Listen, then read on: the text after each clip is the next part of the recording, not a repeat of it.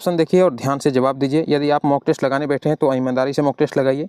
यदि mock test नहीं भी लगाते हैं तो कोशिश कीजिए कि वीडियो पूरा देख लीजिए, तो देखते देखते भी आपको बहुत सारा सवाल जो है याद हो जाएगा। तो मनोयोग का सही संधि विच्छेद आपको बताना है। तो दोस्तों राइट आंसर लगाइएगा, ऑप्शन नंबर बी आपका करेक्ट होगा, यानी कि मनः जोड़ योग। क्या होगा? मनः जोड़ योग, मनोयोग का संधि विच्छेद हो जाएगा। चलिए दोस्तों नेक्स्ट सवाल पे चलते हैं। दूसरा सवाल देखते हैं क्या कह रहा है। कौन सा बहुव्रीहि समास का उदाहरण है, ये आपको बताना। इन चारों ऑप्शन में से बहुव्रीहि समास कौन सा है? तो दोस्तों राइट आंसर लगाइएगा ऑप्शन नंबर सी, यानी कि नीलकंठ जो है बहुव्रीहि समास का उदाहरण है। ऑप्शन सी करेक्ट होगा आपका, नीलकंठ। अगले सवाल पे चलते हैं। तीसरा सवाल देखिए कहा गया है, खरा खोटा शब्द में कौन सा समास है, ये आपसे पूछा जा रहा है। खरा खोटा में समास आपको बताना है। तो दोस्तों राइट आंसर लगाइएगा ऑप्शन नंबर ए, यानी कि द्वंद्व समास। ठीक है, खरा खोटा में कौन सा समास हो जाएगा? द्वंद्व समास। तो ऑप्शन आपका ए करेक्ट होगा। अगले सवाल पे चलते हैं और यहाँ पे जो है गद्यांश वाला आ गया है। तो सबसे पहले कोशिश कीजिए कि सवाल पढ़ लेने का। देखिए सवाल में श्री कृष्ण कहाँ आए थे ये पूछा जा रहा है, तो मतलब आपको गद्यांश पढ़ना पड़ेगा। तो पढ़ते हैं दोस्तों गद्यांश, देखते हैं क्या कह रहा है गद्यांश में। मैत्री जी राह बताने को सबको सुमार्ग, मैत्री की राह बताने को सबको सुमार्ग पर लाने को, दुर्योधन को समझाने को, भीषण विध्वंस बचाने को, भगवान हस्तिनापुर आए, पांडव का संदेशा लाए, दो न्याय अगर तो आधा दो, पर इसमें भी यदि बाधा हो तो दे दो, केवल 5 ग्राम रख लो अपनी धरती तमाम। आगे पढ़ते हैं क्या कह रहा है। हम वहीं खुशी से खाएंगे, परिजन पर असी न उठाएंगे, दुर्योधन वह भी दे न सका, आशीष समाज का ले न सका, उल्टे हरि को बांधने चला, जो था असाध्य साधने चला।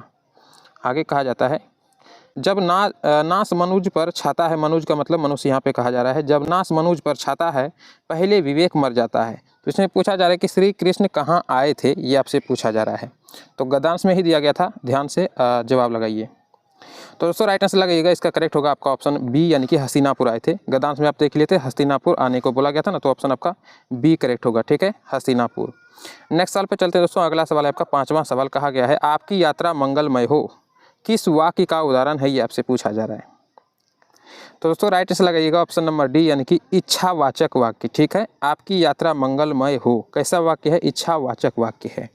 अगले सवाल पे चलते हैं। छठा सवाल देखिए, एसिड, एसिड के लिए सही पारिभाषिक शब्द क्या है, ये आपसे पूछा जा रहा है। तो दोस्तों राइट आंसर लगाइएगा ऑप्शन नंबर डी, यानी कि मान लेना। ठीक है, मान लेना। एसिड का सही पारिभाषिक शब्द क्या होगा? मान लेना। तो ऑप्शन आपका डी करेक्ट होगा। अगले सवाल पे चलते हैं और 7वां सवाल देखिए कहा गया है, शब्दों को सार्थक समूह जिससे किसी भाव विचार को पूर्णतः प्रकट किया जाए वह क्या कहलाता है, ये आपसे पूछा जा रहा है।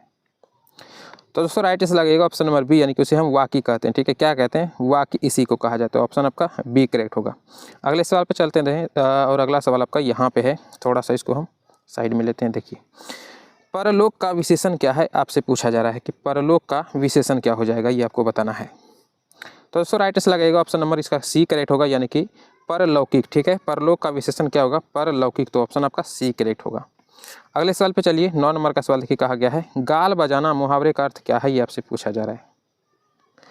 दोस्तों आप सबको पता होगा, राइट आंसर इसका लगेगा ऑप्शन नंबर आपका करेक्ट होगा ए, यानी कि डींग हाँकना। ठीक है, गाल बजाना यानी डींग हाँकना। तो ऑप्शन आपका ए करेक्ट होगा।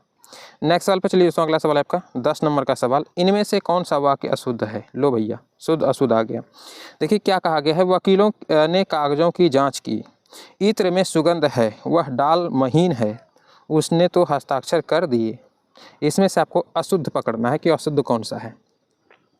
तो दोस्तों राइट आंसर लगेगा ऑप्शन नंबर सी, यानी कि वह डाल महीन है। डाल भला महीन होता है कभी? महीन तो धागा होता है, ये सब महीन हो सकता है, सुई महीन है, डाल कैसे महीन हो सकता है? डाल तो बहुत सारा मोटा होता है, कितना भी छोटा होगा तो महीन तो नहीं कर सकते ना उसको। इसलिए ऑप्शन आपका सी जो है, इसमें जो है सवाल के अकॉर्डिंग क्या हो जाएगा? सी आपका करेक्ट है, यानी कि यह वाक्य जो है अशुद्ध वाक्य है। अगले सवाल पे चलते हैं और 11 नंबर का सवाल देखिए क्या कहा गया है, थोड़ा सा और इसको ऊपर करते हैं।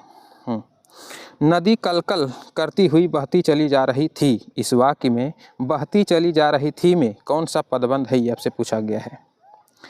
तो दोस्तों राइट आंसर लगाइएगा ऑप्शन नंबर ए, यानी कि क्रिया पदबंध है। ठीक है, बहती चली जा रही थी यानी कि नदी बह रही थी, एक कार्य हो रही थी, तो क्या होगा आपका ऑप्शन ए करेक्ट, यानी कि क्रिया पदबंध।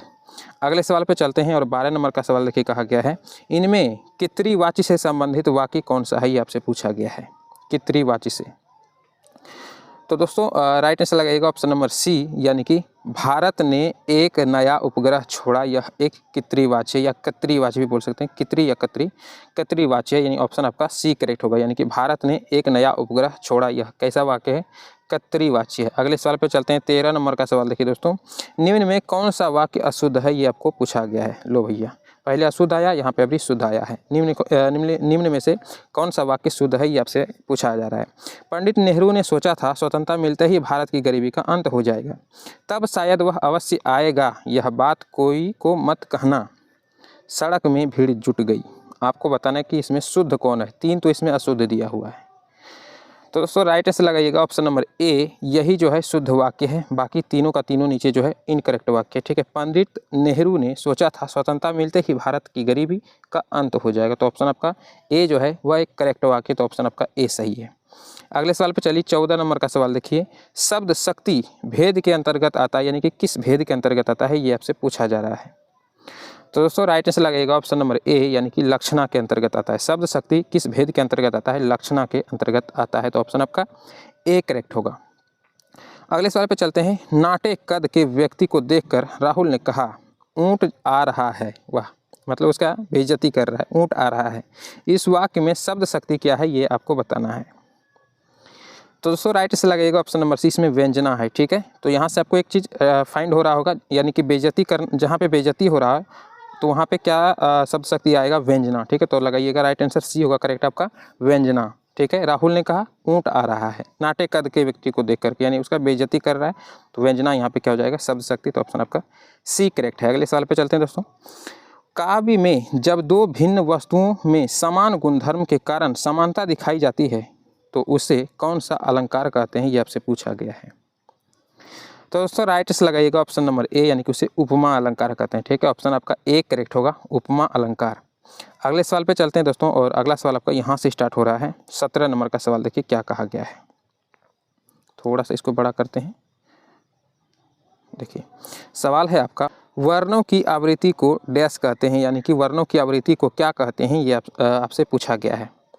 तो दोस्तों राइट से लगाइएगा ऑप्शन नंबर ए, अनुप्रास अलंकार कहते हैं। वर्णों की आवृत्ति को क्या कहते हैं, अनुप्रास अलंकार, तो ऑप्शन आपका ए करेक्ट होगा। अगले सवाल पे चलिए। 18 नंबर का सवाल देखिए, मैं परिवर्तन चीर नवीन समय के पंखों पर आसीन में अलंकार पहचाने, मतलब आपको अलंकार पूछा जा रहा है। मैं परिवर्तन चीर नवीन समय के पंखों पर आसीन, इसमें आपको बताना है अलंकार कौन सा छुपा हुआ है।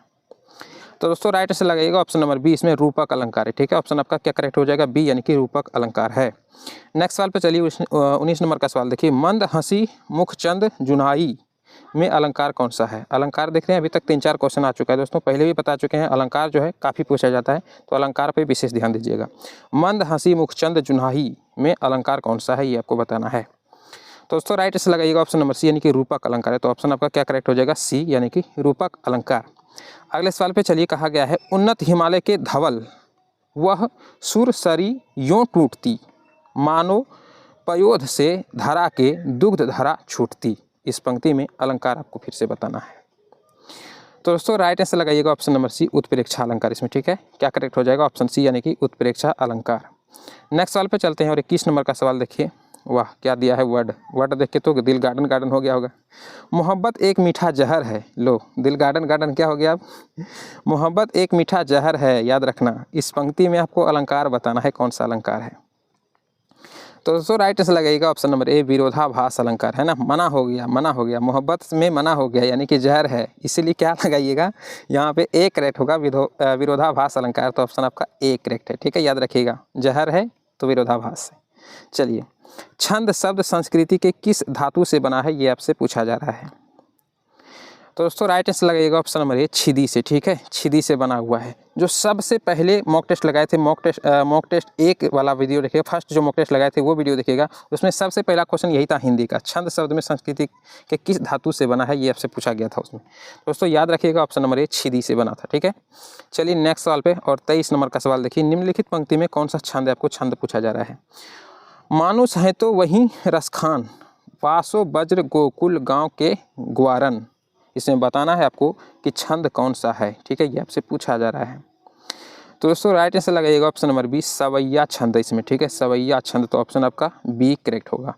अगले सवाल पे चलिए। 24 नंबर का सवाल देखिए, पांचाली रीति का संबंध किस काव्य गुण से है, ये आपको बताना है। पांचाली, ठीक है, काफ़ी फेमस है। पांचाली रीति का संबंध किस काव्य गुण से है, ये आपसे पूछा जा रहा है। तो दोस्तों राइट आंसर लगाइएगा ऑप्शन नंबर सी, प्रसाद गुण से। ठीक है, पांचाली प्रसाद गुण, याद रखिएगा, पांचाली प्रसाद गुण। ठीक है, चलिए अगले सवाल पे, और हिंदी का है लास्ट सवाल। वात्सल्य रस किसे कहते हैं, ये आपसे पूछा जा रहा है। करुणा के भाव को, बाल सुलभ भाव को, या निर्वेद के भाव को, या घृणा के भाव को। तो दोस्तों राइट आंसर लगाइएगा ऑप्शन नंबर आपका बी करेक्ट होगा। ठीक है, बाल सुलभ भाव को, बाल सुलभ भाव को क्या कहते हैं, वात्सल्य रस। ठीक है, वात्सल्य रस याद रहेगा। अगले सवाल पे चलते हैं, और अगला सवाल आपका यहाँ से स्टार्ट हो रहा है, उसको थोड़ा सा हम छोटा कर लेते हैं ताकि आपको क्वेश्चन प्लस आंसर जो है आसानी से दिख जाए। विज्ञान का है ये, तो स्टार्ट करते हैं। देखिए अगला सवाल क्या कहा गया है, हरित खाद मिट्टी को क्या प्रदान कर समृद्ध बनाता है, ये आपसे पूछा जा रहा है। हरित खाद यानी कि हरित खाद जो होता है वह मिट्टी को क्या प्रदान करता है और उसे समृद्ध बनाता है। तो दोस्तों राइट आंसर लगाइएगा, आपका करेक्ट होगा, एक करेक्ट होगा, यानी कि नाइट्रोजन व फास्फोरस। ठीक है, नाइट्रोजन व फास्फोरस प्रदान करके उसे क्या करता है, समृद्ध बनाता है मिट्टी को। तो याद रखिएगा ऑप्शन ए करेक्ट होगा।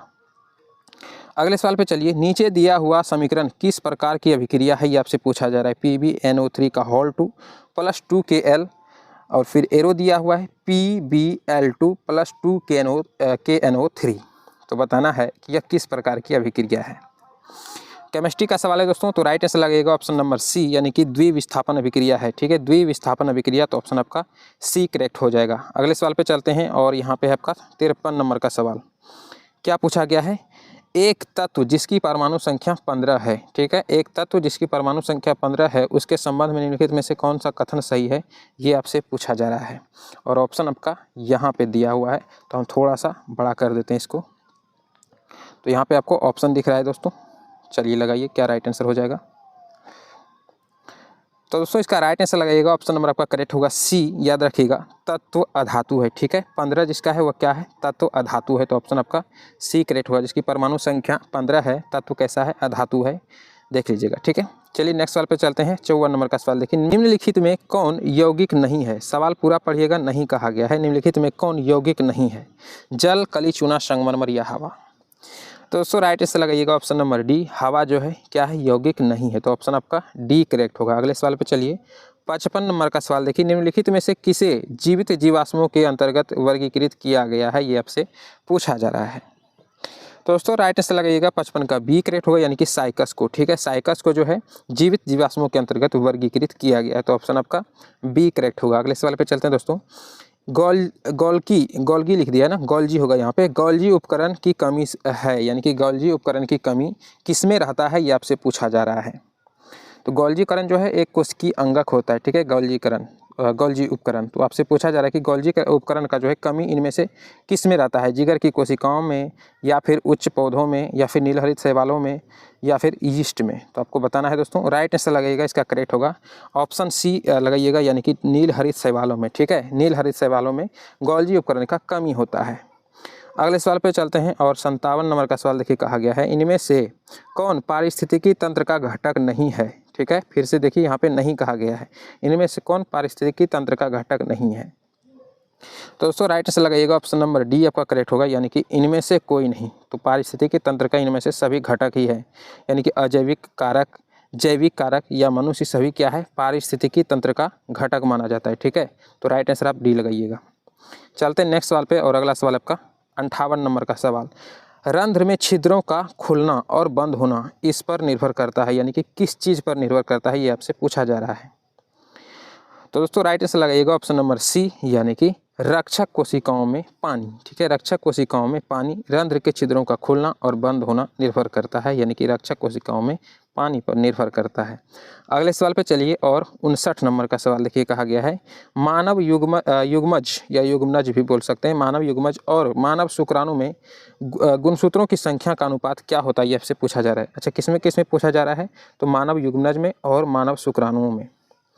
तो दोस्तों राइट आंसर लगाइएगा, ऑप्शन आपका करेक्ट होगा ए, यानी कि 2:1। मानव युग्मनज में कितना होता है 2, तो मानव शुक्राणु में कितना होगा 1, तो 2:1 आपका 1 आपका क्या होगा, करेक्ट होगा। तो ऑप्शन आपका ए सही है। अगले सवाल पे चलिए, और 60 नंबर का सवाल देखिए, कहा गया है, इनमें से कौन सा स्वतंत्र रूप से गिरते हुए वस्तु के लिए सत्य है, सत्य आपको बताना है। तो पढ़ते हैं ऑप्शन, देखिए क्या कहा गया है, यह असमान गति से चलता है, इसका वेग 0 है, इसमें निरंतर गैर शून्य त्वरण होता है, इसमें असमान त्वरण होता है।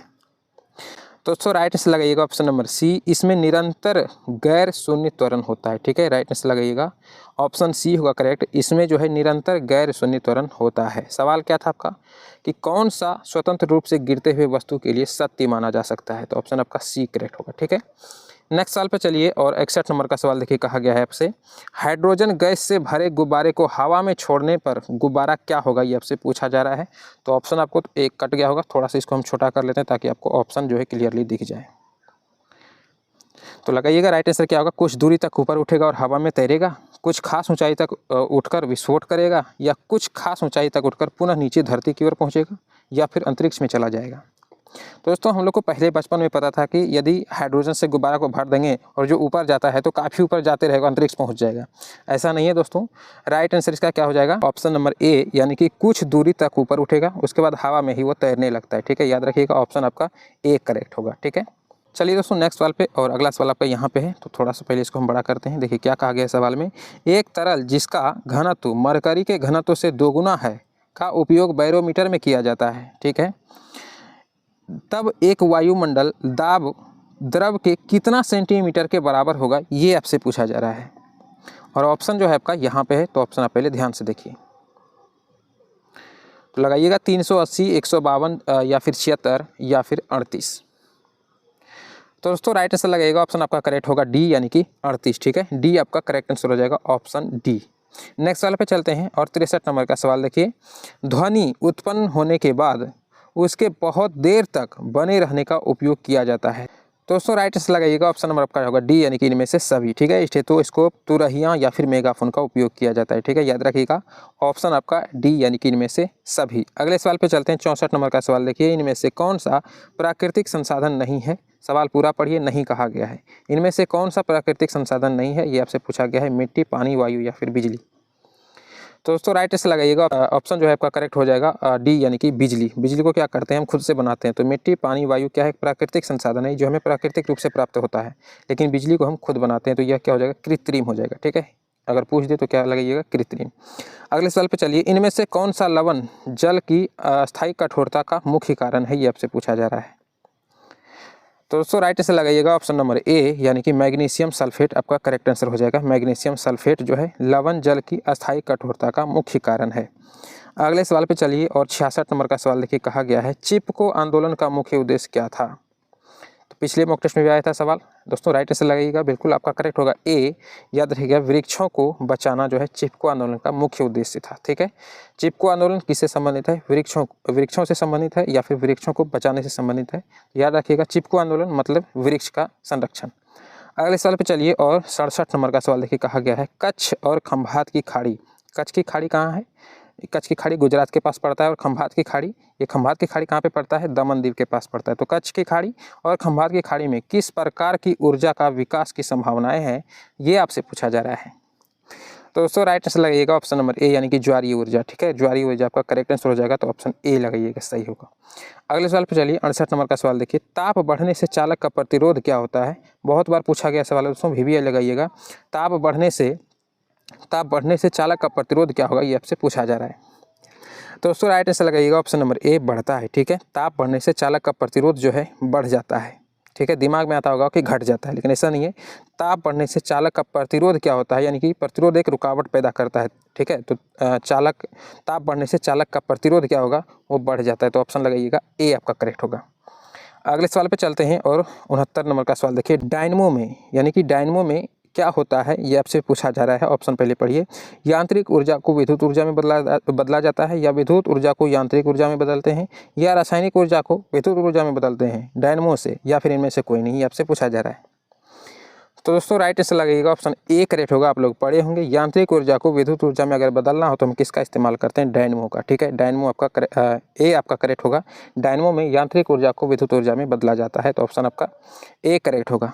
70 नंबर का सवाल देखिए, अगला सवाल है, रेटिना प्रकाश को परावर्तित या परिवर्तित करती है। परावर्तित बोल सकते हैं या परिवर्तित भी बोल सकते हैं। तो रेटिना प्रकाश को परिवर्तित करती है या परावर्तित करती है, किस चीज़ में, ये आपसे पूछा गया है। विद्युत ऊर्जा में, विद्युत सिग्नल में, वास्तविक पृथ्वी, या इनमें से कोई नहीं। तो दोस्तों राइट आंसर लगेगा ऑप्शन बी करेक्ट होगा, यानी कि विद्युत सिग्नल में। ठीक है, रेटिना प्रकाश को परिवर्तित करती है विद्युत सिग्नल में, तो ऑप्शन आपका बी करेक्ट होगा। अगले सवाल पर चलते हैं, यहाँ से आपका जी के स्टार्ट हो रहा है। तो सवाल है आपका, हिटलर किसका प्रवर्तक था, ये आपसे पूछा गया है। हिटलर जो था वह किसका प्रवर्तक था? तो दोस्तों राइट आंसर लगाइएगा, ऑप्शन ए करेक्ट होगा, यानी कि नाजीवाद का। ठीक है, हिटलर किसका प्रवर्तक था, तो ऑप्शन ए लगाइएगा, नाजीवाद। हिटलर किसका प्रवर्तक था, नाजीवाद। नेक्स्ट सवाल पे चलते हैं, इनमें से कौन वाणिज्यिक कृषि नहीं है? सवाल पहले फिर से बोल रहे हैं कि पूरा पढ़िएगा। इनमें से कौन वाणिज्यिक कृषि नहीं है, ये आपसे पूछा गया है। तो दोस्तों राइट आंसर लगाइएगा ऑप्शन नंबर सी, यानी कि कार्बनिक जो है वाणिज्यिक कृषि नहीं है। तो ऑप्शन आपका सी करेक्ट होगा। नेक्स्ट सवाल पे चलते हैं और अगला सवाल आपका यहाँ से स्टार्ट हो रहा है। तो सवाल देखते हैं क्या कह रहा है अगला। देखिए सवाल है आपका कि बाल्कन, अच्छा इसको थोड़ा सा बड़ा करके इधर साइड में लाते हैं। देखिए सवाल क्या कह रहा है, बाल्कन का एक बड़ा हिस्सा डैश साम्राज्य के नियंत्रण में था, जिसने 1871 के बाद यूरोप में राष्ट्रवादी तनाव का सबसे गंभीर स्रोत देखा। तो आपको बताना है दोस्तों, राइट आंसर लगाइएगा, इसका करेक्ट होगा डी, यानी कि तुर्की। ठीक है, बाल्कन का एक बड़ा हिस्सा जो है तुर्की साम्राज्य के नियंत्रण में था, जिसने 1871 ईस्वी के बाद यूरोप में तनाव का सबसे गंभीर स्रोत देखा था। तो ऑप्शन आपका लगाइएगा डी करेक्ट होगा, यानी कि तुर्की या तुर्क बोल सकते हैं। नेक्स्ट सवाल पे चलिए, अगला सवाल आपका 74 नंबर का सवाल, निम्नलिखित में से किनके द्वारा इंडियन एसोसिएशन की स्थापना की गई थी? इंडियन एसोसिएशन किसके द्वारा स्थापित किया गया था, ये आपसे पूछा जा रहा है। तो दोस्तों राइट आंसर लगाइएगा, ऑप्शन आपका करेक्ट होगा बी, यानी कि सुरेंद्र नाथ बनर्जी और आनंद मोहन बोस के द्वारा। ठीक है, आनंद मोहन बोस और सुरेंद्र नाथ बनर्जी के द्वारा इंडियन एसोसिएशन का स्थापना किया गया था। तो ऑप्शन आपका बी करेक्ट होगा। अगले सवाल पे चलते हैं, 75 नंबर का सवाल देखिए, स्पिनिंग जेनी का आविष्कार कब हुआ, ये आपसे पूछा जा रहा है। स्पिनिंग जेनी का आविष्कार कब हुआ था? तो दोस्तों राइट आंसर लगाइएगा ऑप्शन नंबर ए, यानी कि 1764 ईस्वी में स्पिनिंग जेनी का आविष्कार हुआ था। तो ऑप्शन आपका ए करेक्ट होगा। अगले सवाल पे चलते हैं और 76 नंबर का सवाल देखिए, रबड़ किस प्रकार का वनस्पति की श्रेणी में आता है, ये आपसे पूछा गया है। रबड़ जो है किस प्रकार के वनस्पति की श्रेणी में आता है? तो दोस्तों राइट आंसर लगाइएगा ऑप्शन नंबर ए, उष्ण कटिबंधीय सदाबहार वन में। ठीक है, उष्ण कटिबंधीय सदाबहार वन की श्रेणी में आता है। अगले सवाल पे चलिए और 77 नंबर का सवाल देखिए, कहा गया है धुएं और कोहरे का सम्मिलित रूप क्या कहलाता है, ये आपसे पूछा जा रहा है। धुएं और कोहरे का सम्मिलित रूप क्या कहलाता है? तो दोस्तों राइट आंसर लगाइएगा ऑप्शन नंबर डी, जो है धुंध कहलाता है। ठीक है, यानी कि आपसे उल्टा सवाल भी पूछा जा सकता है कि धुंध में किस किस का मिश्रण होता है। तो राइट आंसर लगेगा धुआं और कोहरा। तो याद रखिएगा यहाँ पे धुएं और कोहरे का सम्मिलित रूप क्या कहलाता है, धुंध कहलाता है। तो ऑप्शन आपका डी करेक्ट होगा। नेक्स्ट वाले पे चलिए, 78 नंबर का सवाल देखिए, भारत का कौन सा राज्य सबसे अधिक मात्रा में दालों का उत्पादन करता है? दोस्तों राइट आंसर लगाइएगा, ऑप्शन आपका करेक्ट होगा इसका सी, यानी कि मध्य प्रदेश में सबसे ज़्यादा दाल का उत्पादन होता है। तो दाल में उत्पादन अग्रणी राज्य कौन है? मध्य प्रदेश। तो पूछा गया सवाल, भारत में कौन सा राज्य सबसे अधिक मात्रा में दालों का उत्पादन करता है? ठीक है, तो राइट आंसर लगाइएगा ऑप्शन नंबर डी। ठीक है, दालों के उत्पादन में क्या हो जाएगा? C correct, Madhya Pradesh. Next सवाल पे चलते हैं, 79 नंबर का सवाल कहा गया है, बालाघाट खानों में निम्नलिखित में से किस प्रकार का खनिज का खनन किया जाता है, ये आपसे पूछा गया है। बालाघाट खान, तो दोस्तों राइट आंसर लगाइएगा, इसका करेक्ट होगा सी, यानी कि कॉपर। ठीक है, कॉपर का खनन किया जाता है कहाँ पे? बालाघाट खानों में। तो बालाघाट खान किससे संबंधित है? कॉपर के खनन से। नेक्स्ट सवाल पे चलिए और 80 नंबर का सवाल कहा गया है। तो थोड़ा सा इसको पहले हम छोटा कर लेते हैं ताकि आपको ऑप्शन अच्छे से दिख जाए।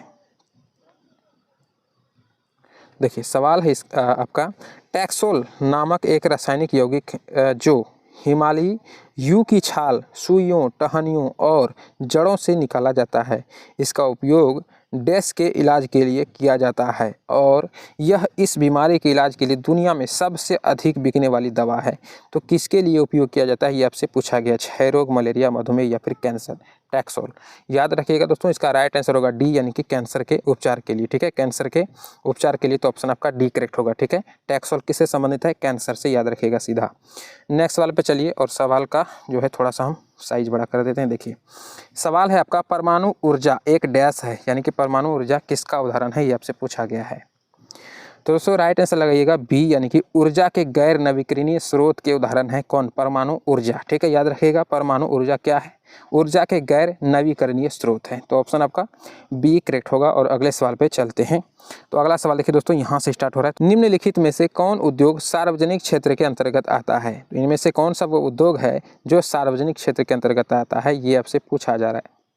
तो दोस्तों राइट आंसर लगाइएगा ऑप्शन नंबर सी यानी कि बोकारो लौह इस्पात उद्योग। ठीक है, बोकारो लौह इस्पात उद्योग सार्वजनिक क्षेत्र के अंतर्गत आता है। नेक्स्ट सवाल पे चलिए दोस्तों, अगला सवाल है आपका 83 नंबर का सवाल। बिहार का कितना क्षेत्र वनों से आच्छादित है? अच्छा, आच्छादित मतलब क्या समझते हैं आप लोग? आच्छादित मतलब होता है भरा हुआ। ठीक है, तो बिहार का कितना क्षेत्र जो है वनों से भरा हुआ है, ये आपसे पूछा जा रहा है। तो दोस्तों राइट आंसर लगाइएगा ऑप्शन नंबर डी करेक्ट होगा, 0.07 याद रखिएगा। बिहार का पूछा जा रहा है। ठीक है, बिहार का, तो 0.07 क्षेत्र जो है, इतना क्षेत्र वनों से घिरा हुआ है। तो ऑप्शन लगाइएगा डी 0.07। अगले सवाल पर चलिए, 84 नंबर का सवाल है। चिली किस महाद्वीप में स्थित है? ये आपसे पूछा गया है कि चिली एक देश है। ठीक है, वो किस महाद्वीप में स्थित है, ये आपसे पूछा जा रहा है। महाद्वीप के अंतर्गत कई सारे देश आते हैं, कई देश हो सकते हैं, तो पूछ रहा है कि चिली जो है वह किस महाद्वीप में आते हैं, ये आपसे पूछा जा रहा है। तो दोस्तों राइट आंसर लगाइएगा सी यानी कि दक्षिण अमेरिका के। ठीक है, दक्षिण अमेरिका क्या है? एक महाद्वीप है और वहाँ पे बहुत सारा देश है।